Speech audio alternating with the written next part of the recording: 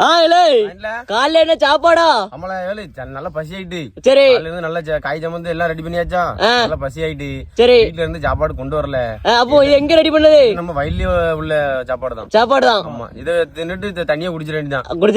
ஒரு நேரம் சாப்பாடு முடிஞ்சு. சரி சரி, என்ன சாப்பாடு பாக்கலாமா? என்னல?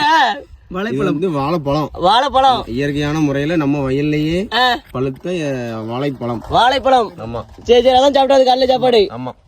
சரி சரி, டேஸ்ட் எப்படி இருக்கு? சூப்பரா இருக்கு. சூப்பரா இருக்கு. எல்லாரும் வாங்க, உங்களுக்கு பழம் இருக்கு. இருக்குண்ணா. சரி சரி. ஏத்தம்பழம் வந்து நிறைய சிப்ஸுக்கு தான் யூஸ் பண்ணுவாங்க. நேதான சிப்ஸ். இது வந்து நம்ம இயற்கையாக பழுத்துதான். நல்லா இருக்கு. நல்லா இருக்கு. சரி சரி, இந்த இடத்துக்கு சாப்பிட விட்டு இருக்கு. இல்லங்க பாரு, ரெண்டு பக்கம் வயலு வயலு, அழகான காத்து. காத்து சூப்பரா இருக்கு. காத்தே அடிக்கிறீல. அந்த வளையலே வரல. வரல, ஆடுது.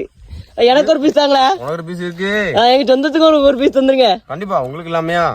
பாரு, இது நல்லா வெட்டி வெட்டி ஒவ்வொரு சீப்ல உருந்த காய் இதை எட்டு போய் சிப்ஸ் போட்டுருவேன். ஆமா. ஏக்குனா இதுல இருந்து ஒரு 3 எடுத்து போடலாம். அது வந்து மனசு வராது. அது போன ஒரு 10 ரூபாய் கிடைக்குமே அப்படின்னு நினைப்போம்.